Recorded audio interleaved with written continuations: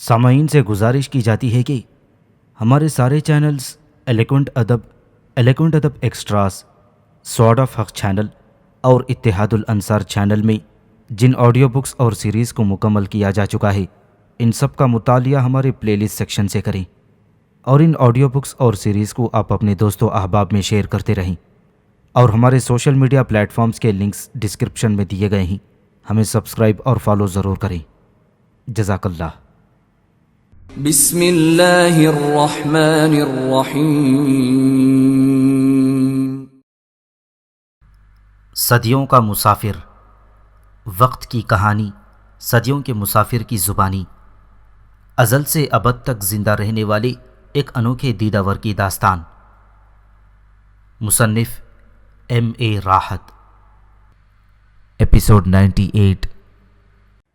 میں نے خیمے کے پردے کی ڈوریاں تلوار سے کاٹ دیں اور اندر داخل ہو گیا۔ واتر اسی طرح بیٹھا رہا۔ اس نے نہ تو اپنی جگہ سے کوئی جنبش کی اور نہ ہی اس نے میری طرف آنکھ اٹھا کر دیکھا، اور وہ خاموشی سے شیشے پر اپنی نظریں جمائے بیٹھا رہا۔ میرے قریب آ جاؤ، اس نے کہا۔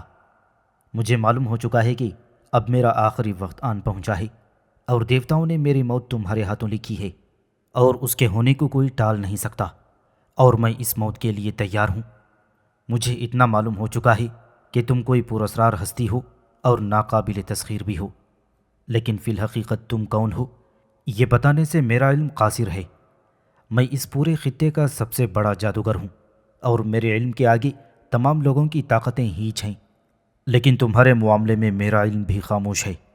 میں نے بہت چاہا کہ تمہاری اصلیت معلوم کر سکوں، لیکن مجھے ابھی تک کوئی کامیابی نہیں ہو سکی، اور نہ ہی کامیابی ہونے کی امید ہے۔ مجھے یہ بھی معلوم ہو چکا ہے کہ آذوب کی لشکرگاہ میں خیموں میں آگ لگانے کے ذمہ دار تم تنہا ہو، تمہارا کوئی شریک کار نہیں، اور تم نے تنہا ہی یہ سارا کام انجام دیا ہے۔ اور میں یہ بھی جانتا ہوں کہ تم آذوب کے پورے لشکر کو ایک ہی رات میں شکست سے دوچار کر دو گے۔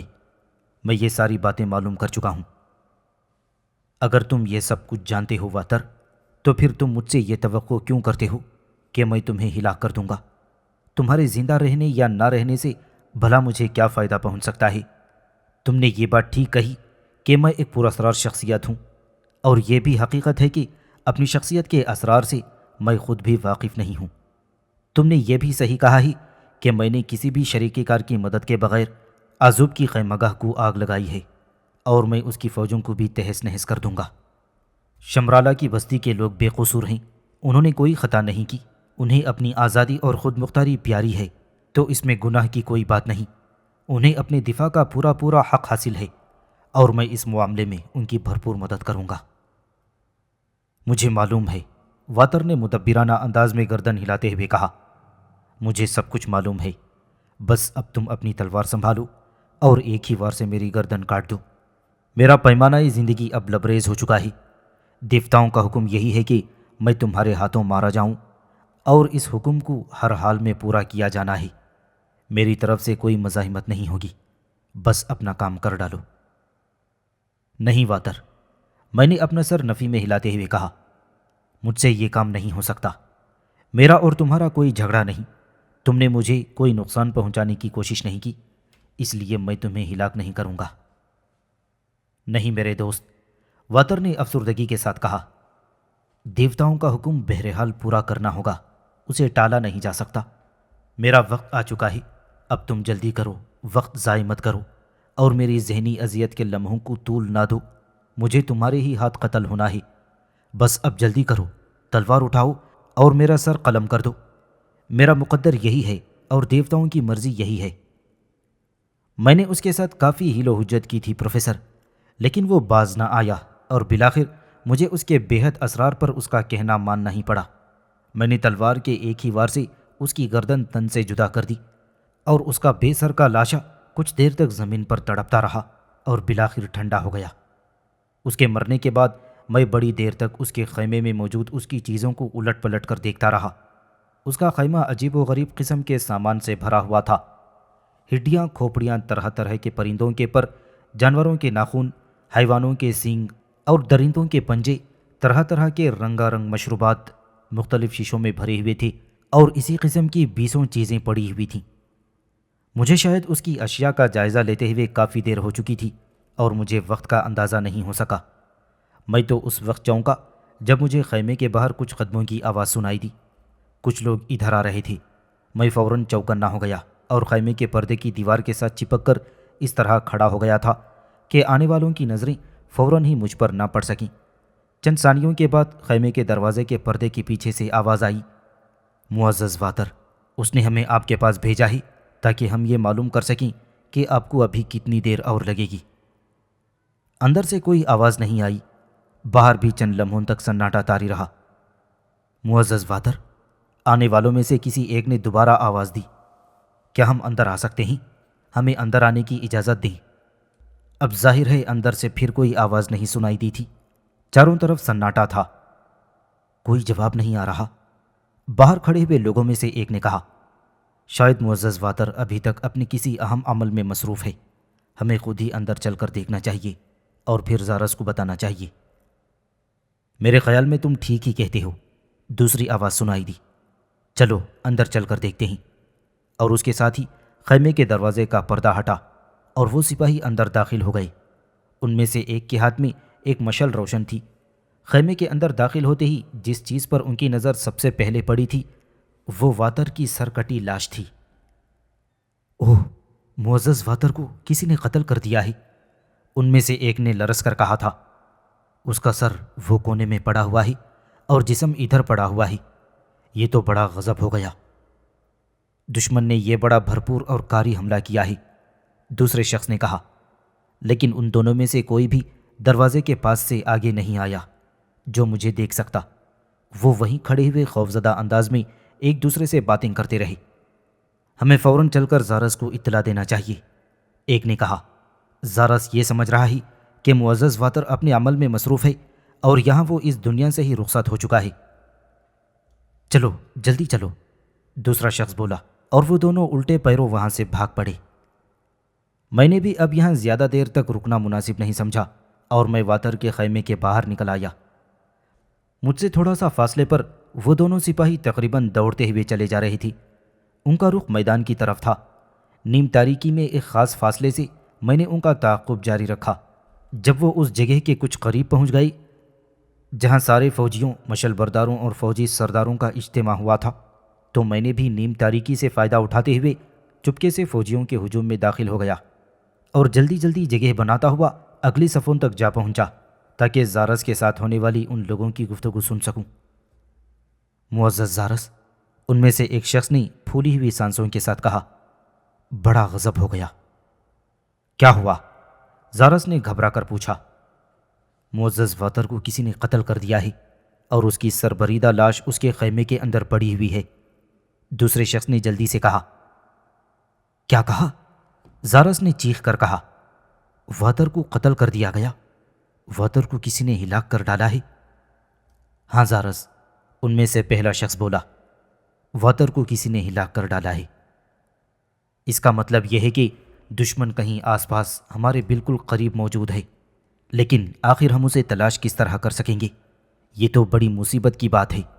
جو شخص یا اشخاص آزوب کو ہلاک کر سکتے ہیں، ہمارے سینکڑوں سپاہیوں کو جلا کر ہلاک کر سکتے ہیں، واتر جیسے عظیم ساحر کو ہلاک کر سکتے ہیں جو اتنی زبردست ساحرانہ قوتوں کا مالک تھا، وہ ہم میں سے کسی کو بھی جب چاہے ہلاک کر سکتے ہیں۔ ہم میں سے کسی کی بھی زندگی ان کے ہاتھوں محفوظ نہیں ہے۔ میری سمجھ میں نہیں آتا کہ اب ہمیں کیا کرنا چاہیے۔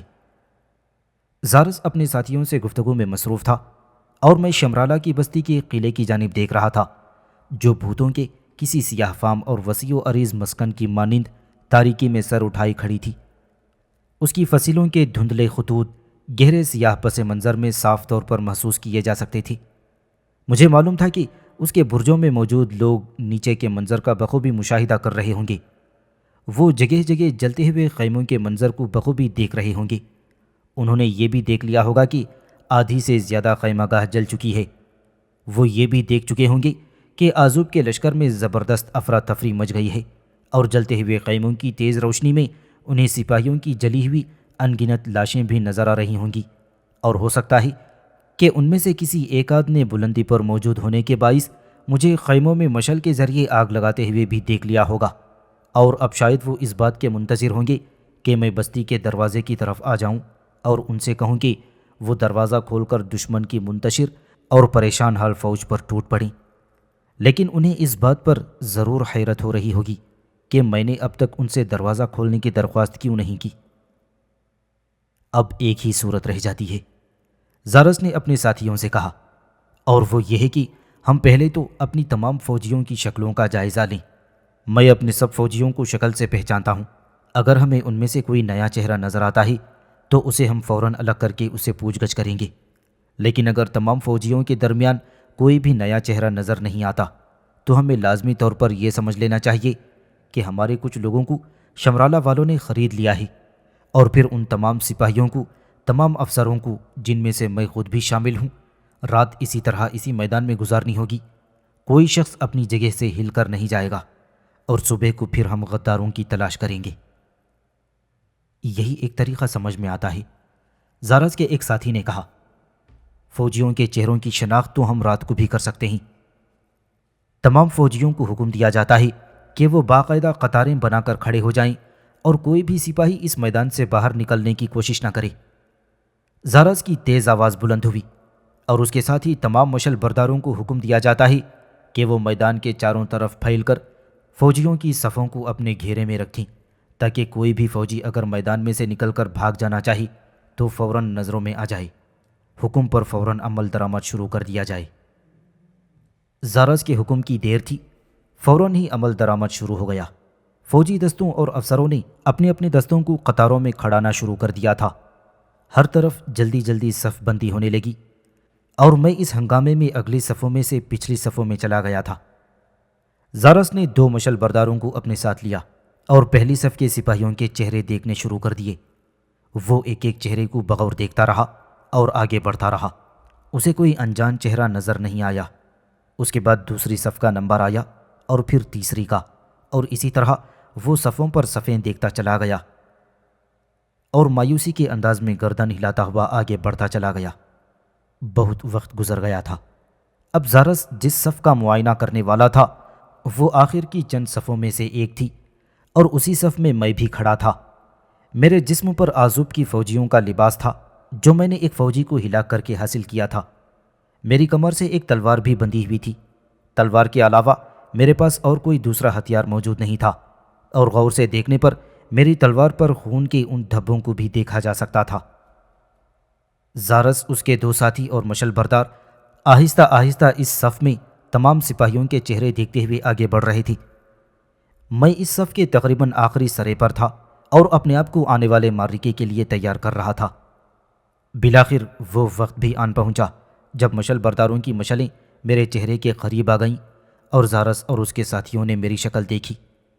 زارس غور سے مجھے دیکھنے لگا، میں نے بھی اس کی آنکھوں میں آنکھیں ڈال دیں۔ اچانک زارس کو جیسے بجلی کا ایک جھٹکا سا لگا تھا۔ وہ ایک دم پیچھے ہٹا اور میں ایک قدم آگے بڑھا۔ اس نے مشل برداروں کو حکم دیا کہ مشلیں میرے چہرے کے اور قریب لائیں۔ مشل برداروں نے فوراً اس کے حکم کی تعمیل کی۔ تو یہ تم ہو؟ اچانک زارس اتنے زور سے دہاڑا کہ سارا میدان گونج اٹھا۔ رات کے بھیانک سناٹے میں اس کی آواز اس قدر تیز تھی کہ یقیناً شمرالہ کے برج میں موجود لوگوں نے بھی سن لی ہوگی، اور اس کے ساتھ ہی اس کا شدید بھرپور تھپڑ میرے دائیں رخسار پر پڑا۔ لیکن دوسرے ہی لمحے وہ اپنا ہاتھ جھٹکنے لگا، گویا اسے سخت تکلیف ہو رہی تھی، اور میں خاموش کھڑا رہا۔ تم فروز ہو؟ اس نے ایک بار پھر پوری قوت سے دہاڑا۔ تم اور تمہاری بیوی ارینا دونوں ہماری قید سے نکل بھاگی تھی۔ تم دونوں کو گرفتار کر کے آذوب کے سامنے پیش کرنے والا بھی میں تھا۔ تم نے آذوب سے اپنا انتقام لے لیا، لیکن اب تم میرے انتقام سے بچ نہیں سکو گے۔ اور اس کے ساتھ ہی اس نے آس پاس کھڑے ہوئے سپاہیوں کو حکم دیا کہ میری مشکیں کس ڈالیں۔ لیکن اب میرا منصوبہ دوسرا تھا۔ میں اس تماشے کو اور زیادہ دیر تک جاری نہیں رکھنا چاہتا تھا، اور جلد از جلد اسے اس کے منطقی انجام تک پہنچا دینا چاہتا تھا۔ چنانچہ میں نے مزاحمت کرنے کا فیصلہ کر لیا اور اپنی تلوار سنبھالی۔ آذوب کے لشکر کے سپاہی مجھ سے قطعاً ناواقف تھے۔ وہ میرے بارے میں صرف اتنا جانتے تھے کہ مجھے اور میری بیوی ارینا کو آذوب نے ایک خیمے میں رسیوں سے جکڑ کر قید کر دیا تھا، لیکن ہم لوگ کسی نہ کسی طرح رسیاں توڑوا کر یہاں سے فرار ہونے میں کامیاب ہو گئے تھے۔ انہوں نے میری اصل طاقت کا مظاہرہ اس سے پہلے کبھی نہیں دیکھا تھا۔ میں نے ایک ہاتھ اٹھا کر سپاہیوں کو اپنی طرف بڑھنے سے روکا اور وہ میرا اشارہ پا کر رک گئے۔ سنو زارس، میں نے صف میں سے آگے نکل کر زارس کے سامنے سینہ تان کر کھڑے ہوتے ہوئے کہا، میں یہ نہیں چاہتا کہ تمہارے بے گناہ سپاہیوں کے خون سے اپنے ہاتھوں کو رنگوں۔ ہاں، میں تمہارے اور تمہارے تمام ساتھیوں کے سامنے اس بات کا اعتراف کرتا ہوں کہ تمہارے خیموں میں آگ میں نے لگائی تھی اور تمہاری آدھی سے زیادہ خیمہ گاہ کو میں نے تنہا تباہ کیا ہے۔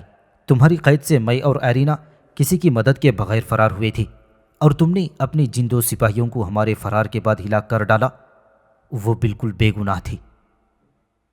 کیا کہا تم نے؟ زارس نے حیرت سے کہا۔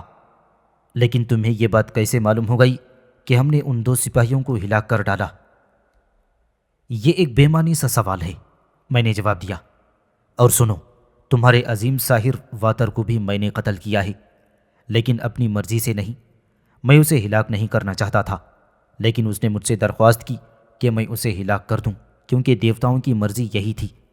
چنانچہ میں نے اسے ہلاک کر ڈالا۔ اب بجائے اس کے کہ تم میرے ہاتھوں اپنے فوجیوں کا خون بیکار ضائع کروا دو، اس سے بہتر یہی ہوگا کہ تمہاری فوج میں جو شخص سب سے زیادہ بہادر، جرری اور حوصلہ مند ہو، اسے میرے مقابلے میں بھیجو۔ اگر وہ مجھے زیر کر لیتا ہے تو ٹھیک ہے، اور اگر وہ مجھ سے ہار جاتا ہے تو تم بیک وقت کئی آدمیوں کو میرے مقابلے میں بھیج سکتے ہو۔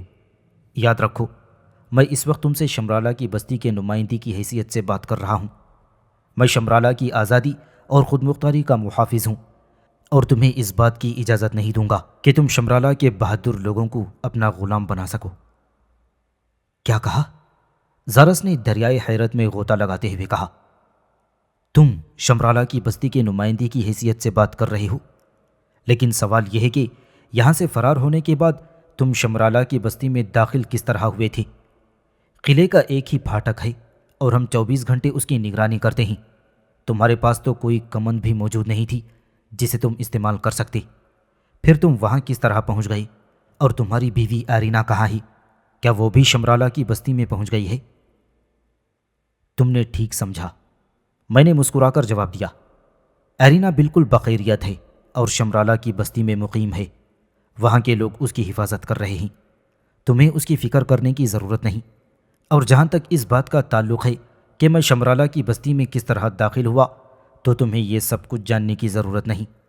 بس اتنا جان لینا ہی کافی ہے کہ میں شمرالہ کے لوگوں کے نمائندی کی حیثیت سے تم سے یہ کہتا ہوں کہ اپنا محاصرہ اٹھا لو اور یہاں سے چلے جاؤ۔ تمہارا بدنصیب سردار آزوب مارا جا چکا ہے اور اسی کی طرح تم لوگ بھی مارے جاؤ گے۔ اس لیے عافیت اسی میں ہے کہ خون خرابے سے گریز کرو اور یہاں سے چلے جاؤ۔ شمرالہ کے لوگ موت کو بخوشی گلے لگا لیں گے، لیکن وہ کسی کی غلامی قبول نہیں کر سکیں گے۔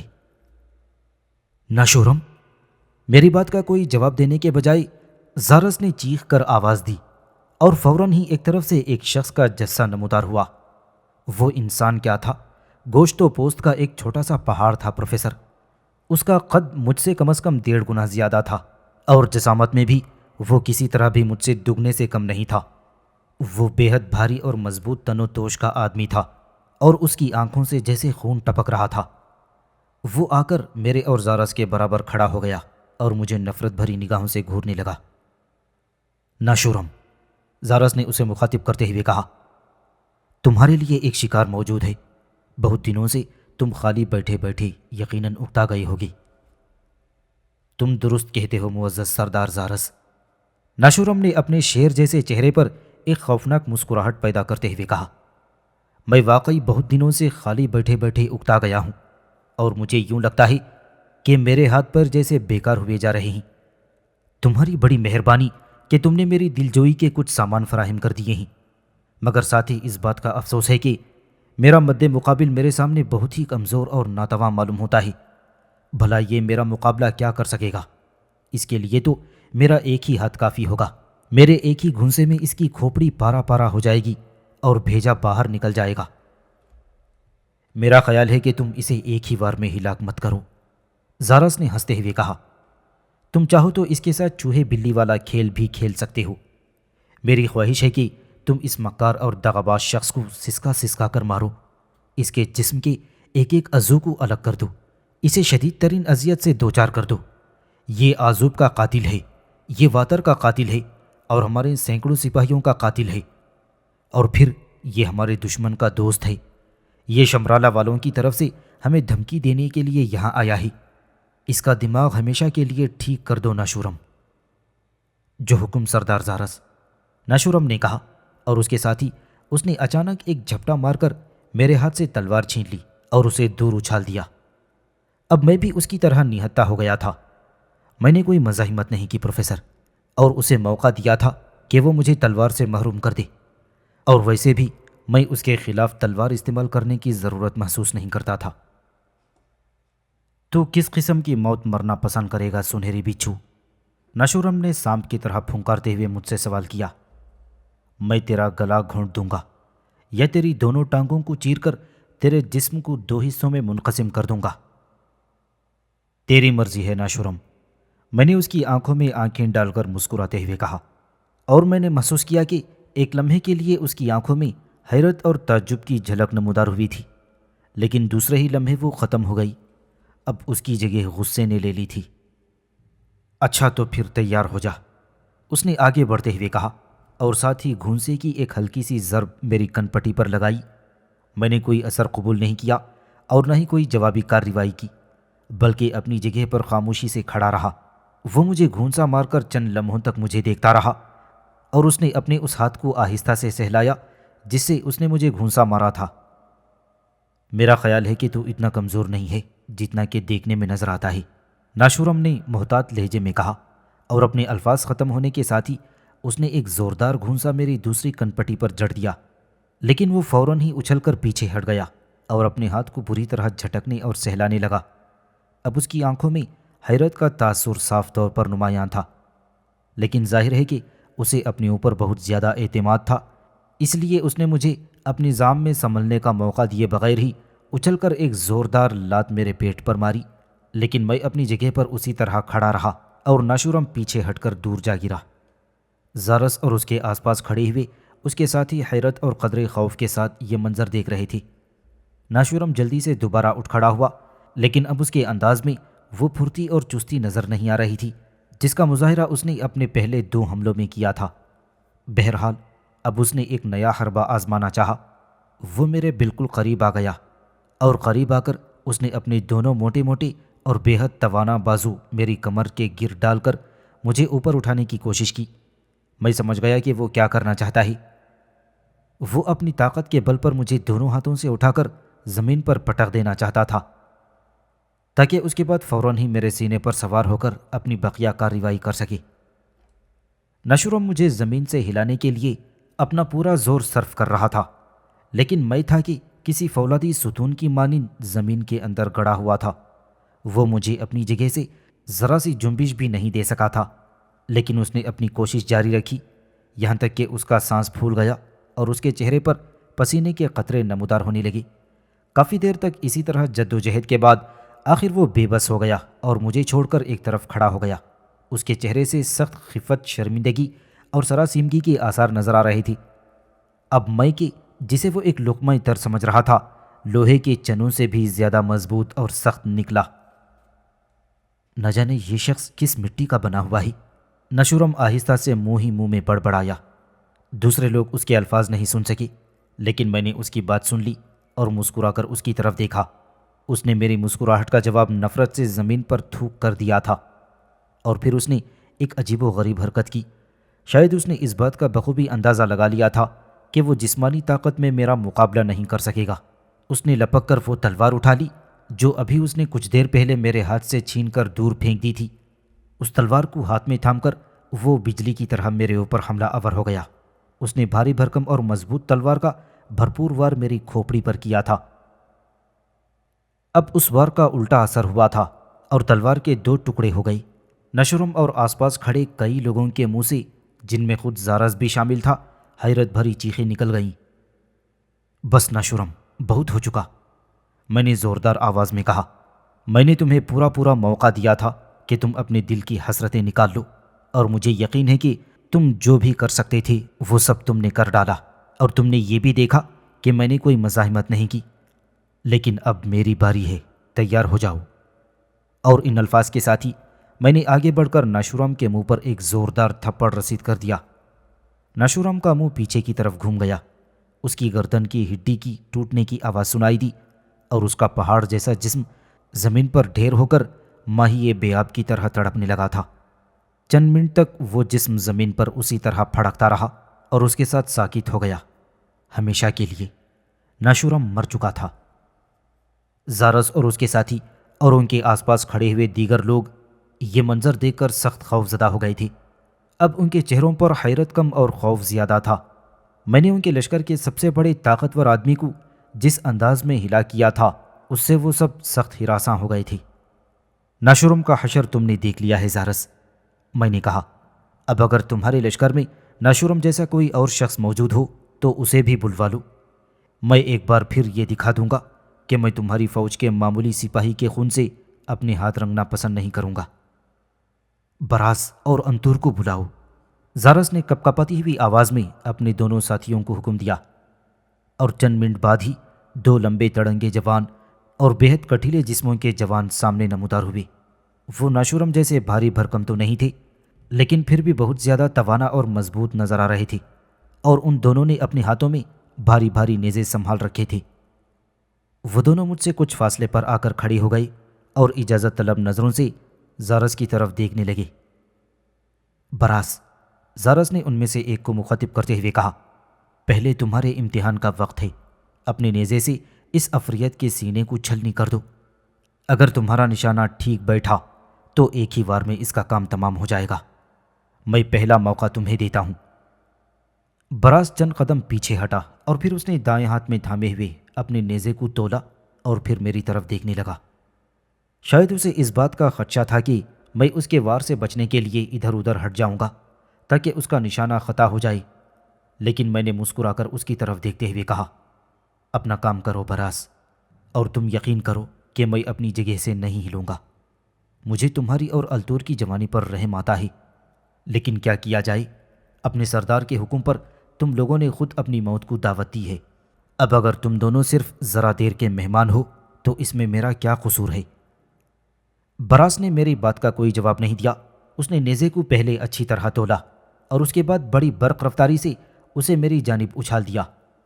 میں کوئی زیادہ حیرتناک تماشا دکھا کر ان لوگوں کو بہت زیادہ خوفزدہ نہیں کرنا چاہتا تھا، جیسا کہ میں نے اس سے پہلے کیا تھا، اور ناشورام کو اپنے سر پر تلوار مارنے کا موقع دیا تھا، جس کے نتیجے میں تلوار دو ٹکڑے ہو گئی تھی اور سارے لوگ سخت حیران زدہ اور خوف زدہ ہو گئے تھے۔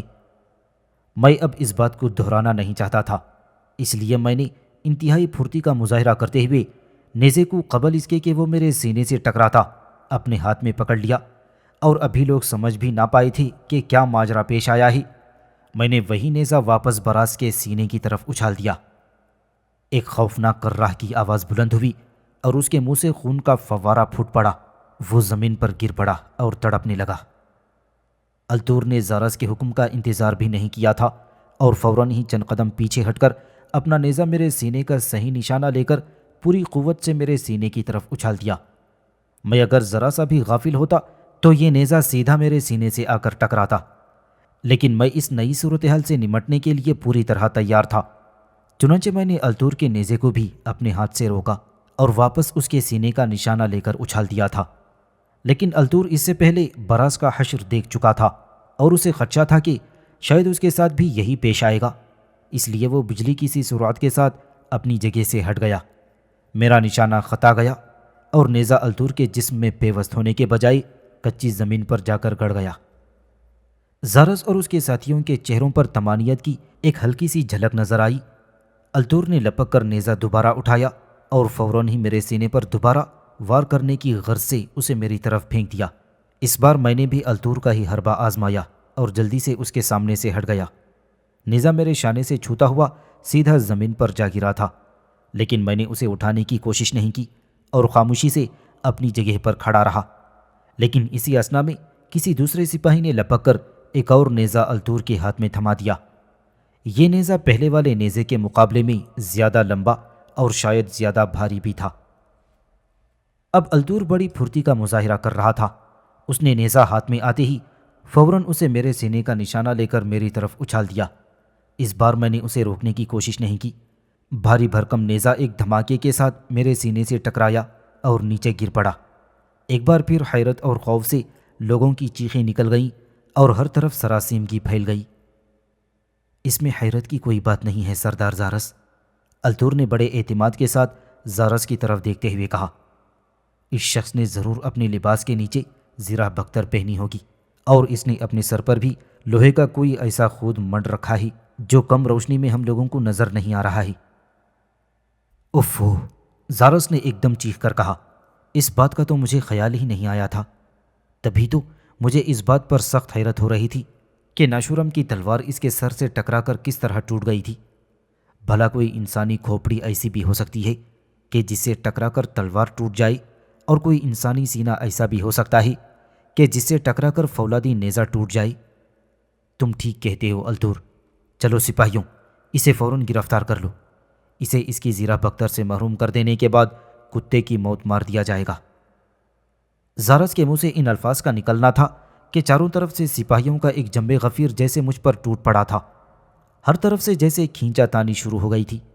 چونکہ زارس نے مجھے گرفتار کرنے کا حکم دیا تھا، ہلاک کرنے کا نہیں، اس لیے سپاہی ہتھیاروں کا استعمال نہیں کر رہے تھے اور صرف اپنی جسمانی طاقت کے بل بوتے پر مجھے اسیر کرنے کی ناکام کوششوں میں لگے ہوئے تھے۔ میں نے ہاتھ مار مار کر انہیں اپنے سے دور بھگا دیا۔ جس سپاہی کے میرا ایک ہاتھ بھی لگ جاتا وہ دور جا گرتا، اور ایسا گرتا کہ کافی دیر تک اس کے لیے اٹھنا مشکل ہو جاتا۔ بڑی دیر تک یہ تماشا جاری رہا۔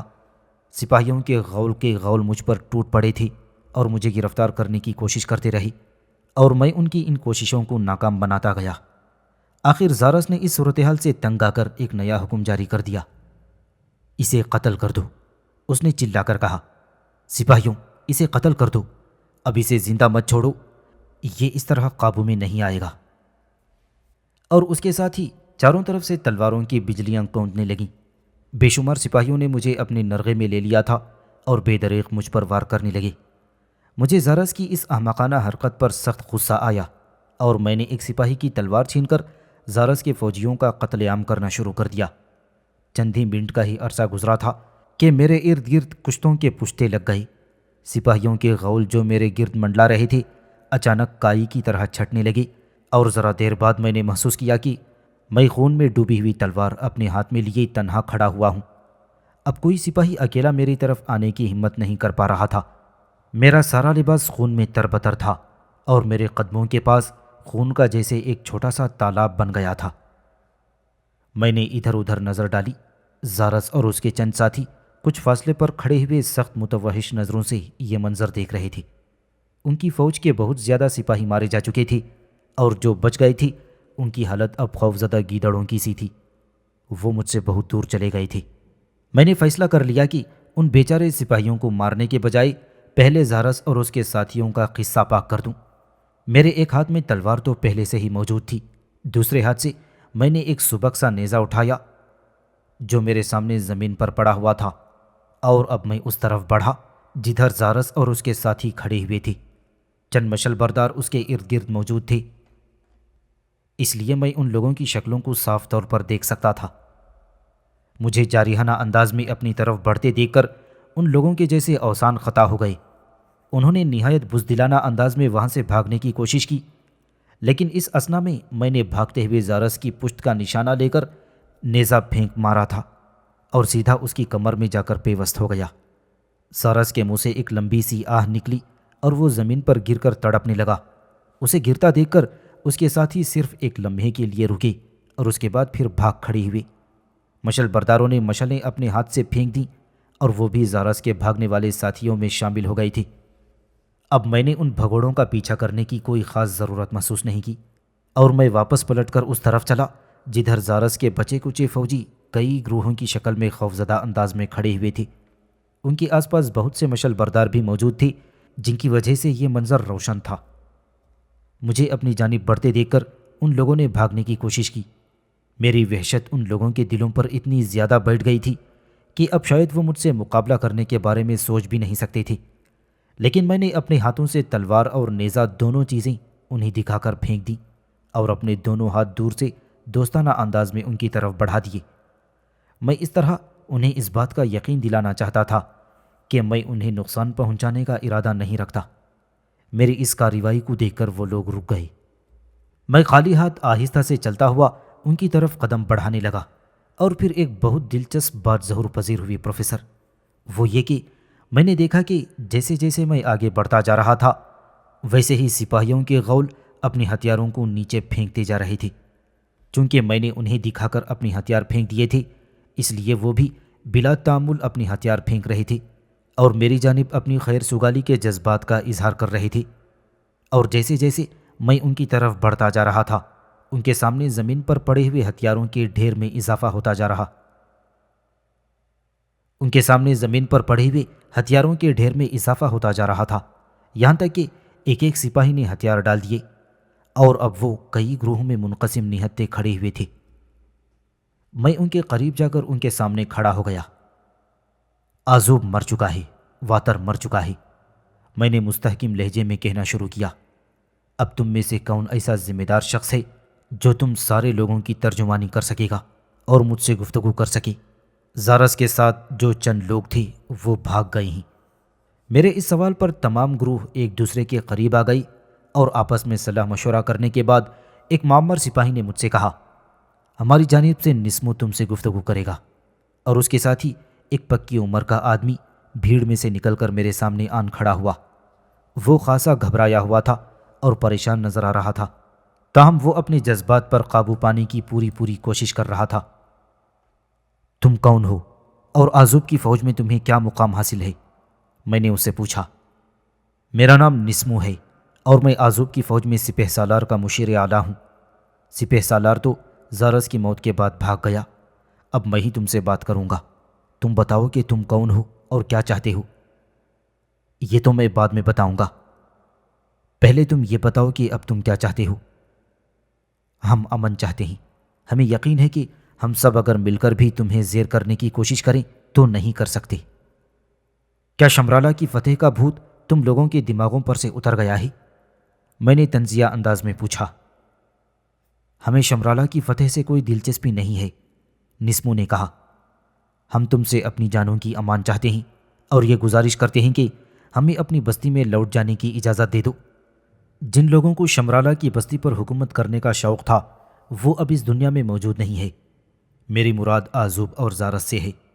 جہاں تک میرا اور میرے دوسرے ساتھیوں کا تعلق ہے تو ہم شمرالہ والوں سے لڑائی نہیں کرنا چاہتے۔ تم ہماری جانب سے شمرالہ والوں کو اس بات کا یقین دلا سکتے ہو۔ اچھی بات ہے، میں نے جواب دیا۔ اب اس وقت رات ہو چکی ہے اور شمرالہ والوں سے میرا کوئی رابطہ قائم نہیں ہو سکتا۔ تم اپنی بچی کچی فوج کے سپاہیوں کو ساتھ لے کر اپنے ان خیموں میں جا کر آرام کرو جو جلنے سے محفوظ رہ گئے ہیں۔ مجھے بھی اب آرام کی ضرورت ہے اور میں بھی کسی خالی خیمے کا رخ کرتا ہوں تاکہ رات آرام سے گزار سکوں۔ صبح کو پھر تم لوگوں سے ملاقات ہوگی، اور تم اگر چاہو تو اپنے ساتھیوں سے بھی اس معاملے میں مزید مشورہ کر سکتے ہو۔ میں تمہارا شکر گزار ہوں، نسمو نے کہا، اور پھر سپاہیوں سے کہا کہ وہ اپنے بچے کچے خالی خیموں میں جا کر آرام کریں اور الگ صبح دوبارہ اسی میدان میں جمع ہو جائیں۔ بات یہ ہے پروفیسر کہ میں اگر چاہتا تو اس قصے کو اس وقت بھی ختم کر سکتا تھا، لیکن میں ان لوگوں کی اصل نیت کا اندازہ لگانا چاہتا تھا۔ میں نے فیصلہ کر لیا تھا کہ رات میں کسی تنہا خیمے میں گزاروں گا اور یہ دیکھوں گا کہ آیا یہ لوگ میرے خلاف کوئی چال چلنے کی کوشش کرتے ہیں یا نہیں۔ جہاں تک شمرالہ والوں کا تعلق تھا تو مجھے اس بات کا احساس تھا کہ انہیں میری وجہ سے بڑی پریشانی اٹھانی پڑے گی اور ساری رات اسی طرح تیار اور مستعد حالت میں کھڑا رہنا پڑے گا۔ چنانچہ میں نے یہ فیصلہ کر لیا کہ میں انہیں واپس جانے کی اجازت دے دوں۔ میں نسمو اور 2 مشل برداروں کو ساتھ لے کر شمرالہ کے قلعے کی طرف چلا گیا۔ جب میں فصیل کے قریب پہنچا تو فوراً ہی ایک برج میں ایک مشل روشن ہوئی جو گویا اس بات کا اشارہ تھی کہ مجھے دیکھ لیا گیا ہے۔ تمام فوجیوں کو اس بات کی اجازت دے دو کہ وہ اپنے مکانوں پر واپس چلے جائیں اور شہریوں سے کہہ دیں کہ وہ آرام سے اپنے گھروں میں جا کر سو جائیں۔ میں نے نیچے سے چلا کر کہا۔ رات کے سناٹے میں میری بھاری آواز بڑے زور سے گونجی اور اس کے جواب میں برج سے مشل کو لہرایا گیا۔ یہ گویا اس بات کا اشارہ تھا کہ میری بات سن لی گئی ہے۔ اس کے فوراً بعد میں اور نسمو اور دونوں مشل برداروں کے ساتھ واپس آ گیا۔ اب میں کسی خالی خیمے میں آرام کروں گا۔ میں نے نسمو سے کہا اور جلدی اپنے لیے ایک خالی خیمے کا انتخاب کر لیا۔ میں نے نسمو سے کہا کہ وہ خود بھی جا کر آرام کرے۔ دراصل میں نسمو کو یہ بات بتا دینا چاہتا تھا کہ میں نے اپنی شب بسری کے لیے کون سے خیمے کا انتخاب کیا ہے۔ اب میں خیمے میں لیٹ گیا اور ساری رات جاگتا رہا، لیکن وہ ساری رات بغیر کسی خاص واقعے کے گزر گئی۔ نسمو نے اپنے وعدے کی پابندی کی۔ اس کے آدمیوں نے مجھے نقصان پہنچانے کی کوئی کوشش نہیں کی۔ وہ لوگ چاہتے تو کم از کم خیمے کو باہر سے آگ لگانے کی کوشش تو کر ہی سکتے تھے، لیکن انہوں نے ایسا کوئی قدم نہیں اٹھایا اور نہ ہی کسی نے میرے خیمے میں داخل ہو کر مجھے قتل کرنے کی کوشش کی۔ تو اب میں اس نتیجے پر پہنچا کہ میں نسمو اور اس کے ساتھیوں پر اعتماد کر سکتا ہوں۔